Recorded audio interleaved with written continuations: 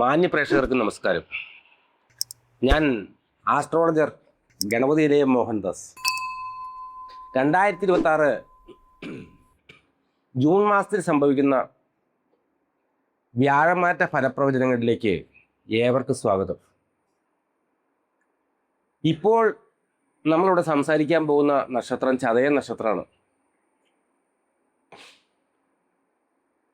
രാശിചക്രത്തിൽ കുംഭൻ രാശിയിൽ നിലകൊള്ളുന്ന നക്ഷത്ര സമൂഹമാണ് ചതയ നക്ഷത്രം. ചതയ നക്ഷത്രത്തിൽപ്പെട്ട ആൾക്കാർ ദീർഘായുസുള്ളവരും വലിയ വ്യക്തിത്വത്തിൻ്റെ ഉടമകളും മനസ്സിൽ എന്ത് കാര്യം ഉദ്ദേശിച്ചാലും അത് നടത്തിയെടുക്കാൻ വളരെയധികം ശേഷിയുള്ളവരും അതിനുവേണ്ടി എത്ര നാൾ കഠിനാധ്വാനം ചെയ്യാൻ താല്പര്യമുള്ളവരും അത്രമാത്രം വിശ്വാസയോഗ്യരായവരും കുറച്ച പൗരുഷമുള്ളവരും സ്ത്രീകളാണെന്നുണ്ടെങ്കിൽ പൗരുഷമല്ല അതുപോലെ തന്നെ വ്യക്തിത്വമുള്ളവരും ഒക്കെ ആയിട്ടുള്ളൊരു ആൾക്കാരാണ് ചതയ നക്ഷത്രക്കാർ. കുത്തിച്ചതച്ചാലും ചാവില്ല എന്ന് പണ്ടത്തെ കാലത്ത് ആൾക്കാർ ചുമ്മാ തമാശ പറയും. എന്നുവെച്ചാൽ അവർക്ക് കുറച്ച് ആയുർബലം കൂടുതലുള്ള ആളാണ്. പല പല മഹാന്മാരും നക്ഷത്രത്തിൽ ജനിച്ചിട്ടുണ്ട്. നമ്മുടെ മഹനീയനായിട്ടുള്ള ഗുരുദേവൻ ശ്രീനാരായണ ഗുരു ജനിച്ചതൊക്കെ ചതയ നക്ഷത്രത്തിലാണ്. അങ്ങനെ പരമ പവിത്രാത്മാക്കൾ പലരും ജനിച്ച നക്ഷത്രമാണ്. സമൂഹത്തിനാണെങ്കിലും അവർ ജനിക്കുന്ന കുടുംബത്തിനാണെങ്കിലും അവർ ജോലി ചെയ്യണ സ്ഥാപനങ്ങളിലാണെങ്കിലും എവിടെയാണെങ്കിലും അവരുടേതായിട്ടുള്ള വ്യക്തിമുദ്ര പതിപ്പിക്കും. ഏറ്റവും പ്രധാനം എന്ന് വെച്ചാൽ അവരെ കടുകട്ടി തീരുമാനമാണ്. അവർ നല്ലതായിക്കോട്ടെ ചീത്തയായിക്കോട്ടെ ഒരു തീരുമാനം സ്വയമേവ കൈക്കൊണ്ടു കഴിഞ്ഞിട്ടുണ്ടെങ്കിൽ അവർ എന്ത് വില കൊടുത്തും അതിനുവേണ്ടി നിൽക്കും. 2026 ജൂൺ 2 വ്യാഴം മിഥുനം രാശിയിൽ നിന്ന് അതിൻ്റെ ഉച്ചരാശിയായിട്ടുള്ള കർക്കിടകത്തിലേക്ക് രാശി മാറുകയാണ്. കർക്കിടക രാശി ഉച്ചരാശിയാണ്. ഗ്രഹങ്ങൾക്ക് ഉച്ചരാശി, നീചരാശി, സ്വക്ഷേത്രം, ശത്രുക്ഷേത്രം, കേന്ദ്ര ത്രികോണ ക്ഷേത്രം എന്നൊക്കെ പറഞ്ഞ് പല പല വിഭാഗങ്ങളുടെ രാശി നിലയിൽ അതിൽ തന്നെ ഉച്ചരാശിക്കാണ് ഏറ്റവും കൂടുതൽ ഫലപ്രവണത കൂടുന്നത്. വ്യാഴം എന്ന് പറഞ്ഞ ഒരു ആധ്യാത്മിക ഗ്രഹമാണ്, ദൈവിക ഗ്രഹമാണ്. വ്യാഴത്തിൻ്റെ ഏറ്റവും വലിയ ശക്തിയും ദൈവിക ശക്തിയാണ്. ദൈവത്തിൻ്റെ ദൂതനോ സ്വർഗത്തിൽ നിന്ന് തുറക്കുന്ന ജനലോ വാതിലോ അല്ലെങ്കിൽ ദൈവദൂതനോ അല്ലെങ്കിൽ സാക്ഷാൽ ദൈവം തന്നെയോ ആണ് വ്യാഴം. ദേവഗുരു ബൃഹസ്പതിയാണ് വ്യാഴം. കുറച്ചുകൂടെയും കൂട്ടി പറഞ്ഞ സാക്ഷാൽ ശ്രീ മഹാവിഷ്ണുവാണ് വ്യാഴം. ഇവിടെ കുംഭരാശിക്കാരായ ചതയ നക്ഷത്രക്കാർക്ക് 2025 കാലഘട്ടം പൊതുവെ വലിയ കുഴപ്പമില്ലാത്ത ഒരു കാലഘട്ടമായിരുന്നു. വലിയ കുഴപ്പമില്ലാത്തെന്ന് പറയുമ്പോൾ ഏഴരശനി ദോഷകാലമൊക്കെ ഉണ്ടായിരുന്നു. ഏഴരശനി ദോഷമുണ്ട്, അത് പോവാൻ തുടങ്ങുകയാണ്. അതിൻ്റെ ലാസ്റ്റ് പാർട്ട് കളിച്ചുകൊണ്ടിരിക്കുന്നു. 5 വർഷത്തിന് മുകളിലായിട്ട് കഷ്ടതകളിലാണ്. അതിൻ്റെ അവസാന പാർട്ടിലേക്ക് വന്നേക്കുന്നു. അപ്പോൾ കുറച്ച് ആശ്വാസമുണ്ട്. പക്ഷെ അങ്ങനെയൊക്കെ ആണെങ്കിലും കാര്യതടസ്സങ്ങളുണ്ട്, രോഗങ്ങളുണ്ട്, അത്യാവശ്യം കടമുണ്ട്, കുടുംബ പ്രശ്നങ്ങൾ ഇതൊക്കെ ആണെങ്കിലും വലിയ സാമ്പത്തിക പരാധീനതകളൊന്നും ഇല്ലാതെ, അങ്ങനെ ഇല്ലാത്തവരാരുമില്ല. എന്നാലും ഇങ്ങനത്തെ പരാധീനതകളൊക്കെ ഉള്ളപ്പോൾ തന്നെ അതിനനുഗുണമായിട്ടുള്ള ചില പ്രത്യേക സോഴ്സുകളിൽ നിന്നൊക്കെ ചെറിയ സഹായങ്ങളൊക്കെ കിട്ടും. അങ്ങനെ വലിയ കുഴപ്പമില്ലാതെ അവർ പോയിക്കൊണ്ടിരിക്കുകയായിരുന്നു. പക്ഷേ ഈ വ്യാഴമാറ്റത്തോടെ സംഭവിക്കുന്നത് എന്നാന്ന് വെച്ചിട്ടുണ്ടെങ്കിൽ കുംഭം, മീനം, മേടം, എടവം, മിഥുനം എന്ന് പറഞ്ഞ 5ാം ഭാഗത്ത് നിന്ന് 6ാം ഭാഗമായിട്ടുള്ള കർക്കിടകത്തിലേക്ക് പോവുകയാണ്. 2026 ജൂൺ 2 6ാം ഭാഗത്തേക്ക് വ്യാഴം വന്നു കഴിഞ്ഞിട്ടുണ്ടെങ്കിൽ 2026 തന്നെ 10ാം മാസത്തിൽ വ്യാഴം 7ാം ഭാഗമായിട്ടുള്ള ചിങ്ങത്തിലേക്ക് അതിചാരം ചെയ്യും. ഒരു കൊല്ലം കൊണ്ട് ഒരു രാശി കിടക്കുന്ന ഗ്രഹം 3-4 മാസത്തിന് ശേഷം ഒരു കുതിച്ചുചാട്ടാണ് ഈ അതിചാരം എന്ന് പറഞ്ഞാൽ. മുമ്പോട്ടുള്ള യാത്രയ്ക്ക് അതിചാരം എന്ന് പറയുന്നു. ഈ കൊല്ലം അങ്ങനെ ഒരു നടപടിയുണ്ട്. അങ്ങനെ ചിങ്ങത്തിലേക്ക് വന്നു.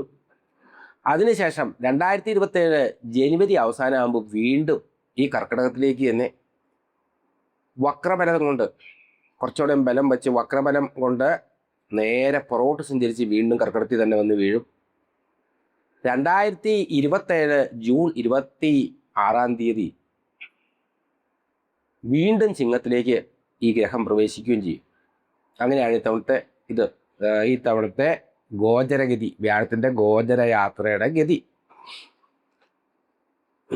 അപ്പോൾ ചതയ നക്ഷത്രക്കാർക്ക് അല്പസ്വല്പം മൗഢ്യമാണ് ഈ സഞ്ചാരം കൊണ്ട് ഉണ്ടാക്കുന്നത്. എന്നുവെച്ചാൽ 5-ൽ നിന്ന വ്യാഴം ഉച്ചരാശിയിലേക്കൊക്കെ ആണെങ്കിലും 6-ാം ഭാഗത്തേക്കാണ് പോകുന്നത്. 6-ാം ഭാഗം എന്ന് പറഞ്ഞാൽ തന്നെ ഒരു മത്സരത്തിൻ്റെ പ്രതീതിയാണ്. എല്ലാ സ്ഥലത്തും നമ്മളൊരു റിബൽ ആയിട്ട് അനുഭവപ്പെടും. ശത്രുത്വം കൂടും. എവിടെ ചെന്നാലും മത്സരം എന്ന് പറഞ്ഞല്ലോ, എവിടെ ചെന്നാലും ശത്രുക്കൾ എന്നുള്ളൊരവസ്ഥയിലേക്ക് വരും. ജോലി സ്ഥലത്താണെങ്കിലും വീട്ടിലാണെങ്കിലും പഠിക്കാൻ പോണ വിദ്യാലയങ്ങളിലാണെങ്കിലും അതുപോലെ സാമൂഹ്യ പ്രവർത്തനത്തിൻ്റെ തലത്തിലാണെങ്കിലും എവിടെ ചെന്നാലും നമ്മളെപ്പോഴും ശത്രുമത്യത്തിൽ നിൽക്കേണ്ടി വരുന്നുള്ളതാണ് ആരുടെ വ്യാഴത്തിൻ്റെ പ്രത്യേകത. വ്യാഴത്തിന് സന്താനകാരകത്വമുണ്ട്. മക്കള്, സന്താനകാരകത്വം, ധനത്തിൻ്റെ കാരകത്വം, ദൈവാധീനത്തിൻ്റെ കാരകത്വം, ഇതൊക്കെ വ്യാഴത്തിൻ്റെ സ്വഭാവവിശേഷങ്ങളാണ്, പ്രത്യേകതകളാണ്, അല്ലെങ്കിൽ അനുഗ്രഹ ഭാവങ്ങളാണ്. വ്യാഴം ഇതുപോലുള്ള നെഗറ്റീവ് രാശികളിലൂടെ പോയി കഴിയുമ്പോൾ ഇത് നെഗറ്റീവ് ഭാവങ്ങളിലൂടെ, രാശികളിൽ നിന്നല്ല പറയേണ്ട വാക്ക്, ഭാവങ്ങളിലൂടെ പോയി കഴിയുമ്പോൾ ഇതേമാതിരി തന്നെ ഈ ശത്രുത്വം ഉണ്ടാക്കും, അതേമാതിരി രോഗം ഉണ്ടാക്കും, അതേമാതിരി കടത്തിൽ ചെന്ന് പെടും, ദാമ്പത്യ പ്രശ്നങ്ങളുണ്ടാക്കും, റിലേഷൻഷിപ്പിൽ പ്രശ്നങ്ങളുണ്ടാക്കും. അതുപോലെ തന്നെ സന്താനങ്ങൾ മുഖേന ദുഃഖിക്കേണ്ടതായിട്ട് വരാം. മക്കളെ നല്ല സ്ഥാനത്ത് പഠിപ്പിക്കാനൊക്കെ ആയിട്ട് നമ്മൾ ഫീസൊക്കെ കൊടുത്ത് അഡ്മിഷനൊക്കെ വലിയ കാര്യമായിട്ടൊക്കെ മേടിച്ച് വന്നു കഴിയുമ്പോൾ മക്കളെ ഇപ്പോൾ പഠിത്തത്തിൽ ഉഴപ്പിപ്പോവും. അവർക്ക് വളരെ ഗുണപരമായിട്ടുള്ള കാര്യങ്ങളൊക്കെ പറഞ്ഞ് നമ്മൾ ഉപദേശിക്കുകയൊക്കെ ചെയ്യുമ്പോൾ അവർ ചിലപ്പോൾ ഭാര്യയും ഒക്കെ വിളിച്ചുകൊണ്ട് വേറെ വീട്ടിലേക്ക് മാറി താമസിച്ച് അച്ഛനും അമ്മയൊക്കെ ഒറ്റപ്പെടുത്തും. അതുപോലെയൊക്കെയുള്ള പല പല കാര്യങ്ങൾ, മക്കൾ ദുശീലങ്ങളിൽ പെടുക, അതുപോലെയൊക്കെയുള്ള രീതിയിൽ കൂടെ വന്ന് മക്കൾ മുഖാന്തരം ദുഃഖിക്കാനുള്ള ഇട വരും. അതും 6-ന്റെ ഒരു പ്രത്യേകതയാണ്. അതുമാതിരി ധനം നഷ്ടപ്പെട്ടു പോലെ വാഹനത്തിൽ പോവോ അല്ലെങ്കിൽ അങ്ങനെയൊക്കെ പോകുന്ന സമയത്ത് പോക്കറ്റ് അടിക്കപ്പെടാനോ, ചിലപ്പോൾ ഒക്കെ കേട്ടിട്ടില്ലേ അക്കൗണ്ടിൽ നിന്നൊക്കെ പൈസ പോയിന്ന്, ചില കോള് വരും. അപ്പോൾ എപ്പോഴും നമുക്ക് ഇൻഫർമേഷനൊക്കെ കിട്ടും, അത് എടുക്കരുത് എന്നൊക്കെ പറഞ്ഞുകൊണ്ട്. അത് എടുത്തു കഴിയും, നമ്മളതൊന്നും അറിയില്ല. എതിർത്തലയ്ക്കെന്ന് ഇപ്പം മിണ്ടാതിരിക്കും, നമ്മളത് കട്ട് ചെയ്തിട്ട് പോകും. കുറച്ചു നേരം കഴിയുമ്പോൾ മെസ്സേജ് വരും, 1 ലക്ഷം രൂപ പിൻവലിച്ചു, 2 ലക്ഷം രൂപ പിൻവലിച്ചു. അപ്പോൾ അതുപോലെയുള്ള കാര്യങ്ങളൊക്കെ വളരെയധികം സൂക്ഷിക്കേണ്ട ഒരു സമയമാണ് ഈ 6-ാം ഭാഗത്ത് വ്യാഴം നിൽക്കുമ്പോൾ.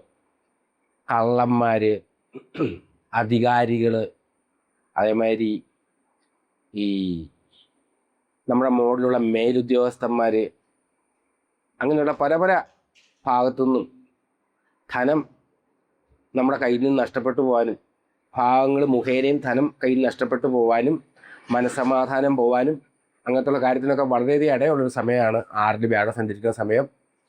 അപ്പോൾ അതുകൊണ്ട് വളരെയധികം ഈ ചതയ നക്ഷത്രക്കാരായിട്ടുള്ള ആൾക്കാർ, അവരൊറ്റ രാശിയിൽ കുംഭം രാശിയിൽ നിൽക്കുന്ന ആൾക്കാരാണ്, പൂർണ്ണ നക്ഷത്രമാണ്. അതുകൊണ്ട് അവർ വളരെയധികം ഈ കാര്യം കെയർ ചെയ്യണം, ബിവെയർ ചെയ്യണം.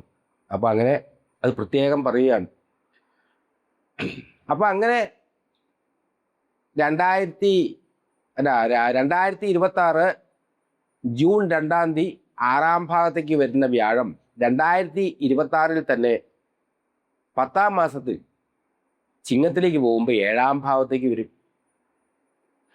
ആ 7-ാം ഭാവത്തിൽ ഈ ഗ്രഹം 2027 ജനുവരി അവസാനം വരെ നിൽക്കും. ഈ സമയം ഈ ജീവിതത്തിന് വളരെ ഒരു ആശ്വാസകാലമായിരിക്കും. 6-ാം ഭാഗത്ത് വ്യാഴം നിന്നതിൻ്റെ പേരിലുണ്ടായിട്ടുള്ള ഒരുവിധം ഒട്ടുമിക്ക മുറിവുകൾക്കും പരിഹാരം ഉണ്ടാവും. സർക്കാർ തലത്തിലോ നിയമതലത്തിലോ എന്തെങ്കിലും കേസുകളോ കാര്യങ്ങളോ ഒക്കെ എടുത്തുണ്ടെങ്കിൽ അതിന് താൽക്കാലികമായിട്ടൊരു സമാധാനം കിട്ടത്തക്ക രീതിയിൽ ജാമ്യമോ അങ്ങനത്തെ കിട്ടും. പല ജപ്തി നോട്ടീസൊക്കെ നേരത്തെ പറഞ്ഞ സമയത്ത് വന്നിട്ടുണ്ടെങ്കിൽ അതിനെയൊക്കെ ഒന്ന് പിടിച്ചു നിർത്താനും അതിന് അത്യാവശ്യം രീതിയിലുള്ള പരിഹാരം ചെയ്യാനുള്ളൊക്കെ സമയം ഇവിടെ വരും. ഭാര്യ ഭർത്തൃ ബന്ധത്തിൽ എന്തെങ്കിലും വീഴ്ചകൾ വന്നിട്ടുണ്ടെങ്കിൽ, പരസ്പരം വാശി പിടിച്ചുകൊണ്ടൊക്കെ ഇരിക്കുകയായിരുന്നുണ്ടെങ്കിൽ, ചതയം നക്ഷത്രക്കാരെ സംബന്ധിച്ചിടത്തോളം ഈ 10-ാം മാസത്തിന് ശേഷം കിട്ടുന്നതായിട്ടുള്ള 2-3 മാസം ഇടവേളയിൽ വേണ്ട രീതിയിൽ മധ്യസ്ഥ മാരെയും അങ്ങനത്തുള്ള ആൾക്കാരെയൊക്കെ ഏർപ്പെടുത്തുകയാണെന്നുണ്ടെങ്കിൽ പരസ്പരം പറഞ്ഞൊക്കെ തീർത്ത് കുടുംബം തകരാതെ കൊണ്ടുപോകും. നേരത്തെ പറഞ്ഞ റിലേഷൻഷിപ്പിലാണെങ്കിലും കാമുകന്മാരുടെ ഇടയ്ക്കാണെങ്കിലും ചിലപ്പോൾ വെറും ഈഗോയുടെ പുറത്തോ അല്ലെങ്കിൽ അറിയാതെ പറഞ്ഞു പോയൊരു വഴക്കിൻ്റെ പുറത്തോ ചെറിയൊരു തെറ്റിദ്ധാരണയുടെ പുറത്തൊക്കെ വലിയ വലിയ വിഷയമാക്കും. ഒരു ഭാര്യയും ഭർത്താവും തമ്മിൽ വഴക്ക് കൂട്ടുന്നതിനേക്കാൾ കൂടുതൽ വഴക്കുണ്ടാക്കും കാമുകന്മാർ. എന്നുവെച്ചാൽ ഭാര്യയും ഭർത്താവും തമ്മിലുള്ള ഇഷ്ടത്തിനേക്കാൾ കൂടുതൽ കാമുകനും തമ്മിലായിരിക്കും. ഏറ്റവും കൂടുതൽ ഇഷ്ടമുള്ള ആൾക്കാർ തമ്മിൽ തെറ്റിക്കഴിഞ്ഞാൽ പിണങ്ങി കഴിയുമ്പോഴാണ് ഏറ്റവും വലിയ വഴക്കിലേക്ക് മാറുന്നത്. അവർ തമ്മിലായിരിക്കും ഏറ്റവും കൂടുതൽ ദേഷ്യം ഉണ്ടാവുന്നത്. അപ്പോൾ അങ്ങനത്തുള്ള കാര്യങ്ങളൊക്കെ ഈ ഏഴിലേക്ക് വരുന്നതായിട്ടുള്ള ആ കുറഞ്ഞ സമയം വേണ്ട രീതിയിൽ മധ്യസ്ഥന്മാരെ വെച്ചോ അല്ലെങ്കിൽ ബാക്കിയുള്ള കാര്യങ്ങളെ വെച്ചോ അല്ലെങ്കിൽ ബുദ്ധിപൂർവ്വം ചെയ്യണ ഇത്തരം തീരുമാനങ്ങൾ കൊണ്ടൊക്കെ ഊർത്തിയെടുക്കാൻ സാധിക്കും. അതുപോലെ പുതിയ പുതിയ ഐഡിയാസ്, പെട്ടെന്നുണ്ടാവുന്ന ചില നല്ല രീതിയിലുള്ള സൗഹൃദങ്ങൾ, വഴിമുട്ടിക്കിടക്കുന്ന പല പല കാര്യങ്ങൾക്കും പെട്ടെന്നൊരു ഉണർവ്, അതേമാതിരി ടൂറ് പോകാനും തീർത്ഥാടനമൊക്കെ പോകാനുള്ള അവസരങ്ങൾ, ദാമ്പത്യ സൗഖ്യം, കുടുംബസുഖം, അതേമാതിരി മണി സ്റ്റക്കിംഗ് ഒക്കെ മാറി ധനത്തിൻ്റെ ഒഴുക്ക്, ഇതൊക്കെ ഈ മധ്യസമയത്ത് ഈ കുംഭം രാശിക്കാരായിട്ടുള്ള ചതയ നക്ഷത്രക്കാർക്ക് ലഭിക്കാനുള്ള ഇട കാണുന്നു. അതിനുശേഷം വ്യാഴം 2027 ജനുവരി അവസാനം ആകുമ്പോഴത്തേക്കും വീണ്ടും കർക്കിടകത്തിലേക്ക് തിരിച്ചു പോകും. അപ്പോഴും ഈ പറഞ്ഞ മാതിരിയുള്ള 6ലെ വ്യാഴത്തിൻ്റെതായിട്ട് ചില കാര്യങ്ങളുണ്ടാവും. അപ്പോൾ ആദ്യം അനുഭവിച്ചതൊന്ന് മധ്യത്തിൽ കിട്ടിയ ഒരു ആശ്വാസം 3ാമത്തെ ഘട്ടത്തിൽ വീണ്ടും അങ്ങനത്തെ ഒരു അനുഭവം ഉണ്ടാകാതെ മനസ്സ് തന്നെ പഠിക്കും. കുറച്ചുകൂടെയും കൂടുതൽ പ്രതിരോധ ശക്തിയൊക്കെ നമുക്ക് കിട്ടും. അപ്പോൾ അത് ആ കാലം വലിയ കാര്യമായിട്ടൊന്നും കൂടുതൽ ഉപദ്രവിക്കുകയും ചെയ്യില്ല. അപ്പോൾ ചുരുക്കത്തിൽ എന്ന് പറഞ്ഞു കഴിഞ്ഞിട്ടുണ്ടെങ്കിൽ കഴിഞ്ഞ കൊല്ലത്തേക്കാളൊക്കെ കുറച്ചുകൂടെ ചതയ നക്ഷത്രക്കാർ സൂക്ഷിക്കുന്നത് വളരെ നന്നായിരിക്കും. അപ്പോൾ ഇതിനുള്ള പരിഹാരം എന്നാ? നമ്മുടെ ഒരു വിധി പോലെ ഇതിങ്ങനെ അനുഭവിക്കേണ്ടതായിട്ട് വരുമോ? വിധി പോലെ അനുഭവിക്കേണ്ടി വരുമോ എന്ന് ചോദിച്ചു കഴിഞ്ഞിട്ടുണ്ടെങ്കിൽ ഈ പറഞ്ഞത് എല്ലാവർക്കും അക്ഷരാർത്ഥത്തിൽ ചതയ നക്ഷത്രക്കാർക്ക് എല്ലാവർക്കും ബാധിച്ചോളുന്നില്ല. പ്രധാനമായിട്ട് ഇപ്പോൾ നിങ്ങളുടെ നടപ്പ് ദശ, നിങ്ങളുടെ ജാതകത്തിൻ്റെ അടിസ്ഥാനത്തിൽ ഇപ്പോൾ നിങ്ങൾ ഏത് ദശയിലാണ് സഞ്ചരിച്ചുകൊണ്ടിരിക്കുന്നത്? അതിപ്പോൾ ശനിദശയായാലും കുഴപ്പമില്ല, ചൊവ്വാദശയായാലും കുഴപ്പമില്ല, രാഹുദശയായാലും കുഴപ്പമില്ല, വ്യാഴദശയായാലും കുഴപ്പമില്ല. ദശ ഏതായാലും ഈ ദശാനാഥന്മാരുടെ ബലം ഇപ്പോൾ നല്ല സ്ഥാനത്തേക്ക് ശനിദശ ബാക്കിയുള്ളതിനേക്കാൾ കൂടുതൽ ഉപകാരം ചെയ്യും. നല്ല സ്ഥാനത്തേക്ക് രാഹുദശ കാലത്ത് വലിയ നേട്ടങ്ങളൊക്കെ കൊടുക്കുന്ന ദശകൾ കണ്ടിട്ടുണ്ട്. അപ്പോൾ അതേമാതിരി നിങ്ങളുടെ ദശ നന്നായിരിക്കുകയും നിങ്ങളുടെ നടപ്പ് ദശ നടന്നുകൊണ്ടിരിക്കുന്നതായിട്ടുള്ള ഈ ദശ നന്നായിരിക്കുകയും ദശാനാഥനായിട്ടുള്ള ഗ്രഹത്തിന് നല്ല ബലവും കാര്യങ്ങളൊക്കെ ഉണ്ടെന്നുണ്ടെങ്കിൽ ഈ വ്യാഴമാറ്റം കൊണ്ട് മാത്രം അത്ര വലിയ കുഴപ്പങ്ങളൊന്നും നിങ്ങൾക്ക് വരാൻ പോകുന്നില്ല എന്നുള്ളത് വലിയൊരു കാര്യമാണ്. അപ്പോൾ അതിൻ്റെ പേരിൽ ഈ ജാതക പരിശോധനയൊക്കെ നടത്തി ഈ ആൾക്കാർ ചതയ നക്ഷത്രക്കാർ ജാതക പരിശോധനയൊക്കെ നടത്തി കാര്യങ്ങളൊക്കെ മനസ്സിലാക്കി അതിനുള്ള പരിഹാരങ്ങൾ കൂടി ചെയ്യണം, വളരെ നന്നായിരിക്കും. വ്യാഴത്തിൻ്റെതായിട്ട് ദോഷം മാറാൻ നമ്മൾ ആദ്യമേ തന്നെ പറഞ്ഞു, വ്യാഴം എന്ന് പറയുന്നത് ദൈവീക ഗ്രഹമാണ്. അതിൻ്റെ യഥാർത്ഥമായിട്ടുള്ള പരമസത്ത എന്ന് വെച്ചിട്ടുണ്ടെങ്കിൽ ആത്മീയതയാണ്. വ്യാഴം നരസ്ഥാനത്തായിരിക്കുമ്പോൾ ഒരാളുടെ മനസ്സിൽ ഏറ്റവും കൂടുതൽ ഉണ്ടാകുന്നത് സാത്വിക ബുദ്ധിയാണ്.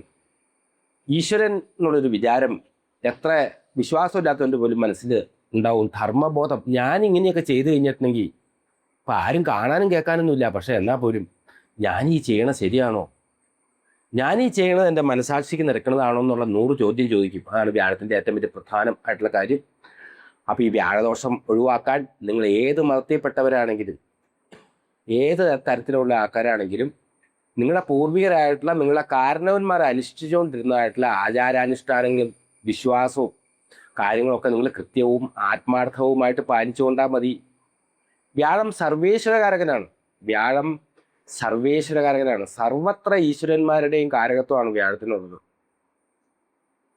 അതുകൊണ്ട് കൃഷ്ണനെ ഭജിച്ചാലും ക്രിസ്തുവിനെ ഭജിച്ചാലും അങ്ങനെ ഏത് ദൈവത്തിനെ ഭജിച്ചു കഴിഞ്ഞാലും വ്യാഴത്തിൻ്റെ പ്രീതി കിട്ടും.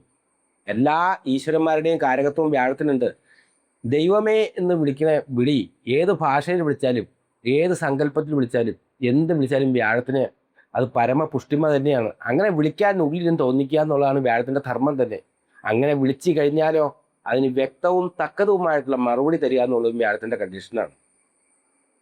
ഹിന്ദുക്കളുടെ രീതിക്കാണെങ്കിൽ അല്ലെങ്കിൽ പ്രാകൃതമായിട്ടുള്ള പഴയ പ്രാകൃതം എന്ന് വെച്ചാൽ ആ രീതിയല്ല, പലരും അങ്ങനെ പറയുമ്പോൾ വേറെ ആയിരിക്കും. പുരാതനമായിട്ടുള്ള ജ്യോതിഷ ഗ്രന്ഥങ്ങളിലൊക്കെ ഇങ്ങനെ സർവേശ്വരകാരനാണ് വ്യാഴം എന്നൊക്കെ പറയുമ്പോഴും, സർവേശ്വരകാരകനാണ് വ്യാഴം, ഏത് ദൈവത്തിനെ ഭജിച്ചാലും നല്ലതാണെന്നൊക്കെ പറയുമ്പോഴും അവരെടുത്തു പറഞ്ഞ കാര്യം വിഷ്ണുവിനെ ഭജിക്കുക എന്നുള്ളതാണ്.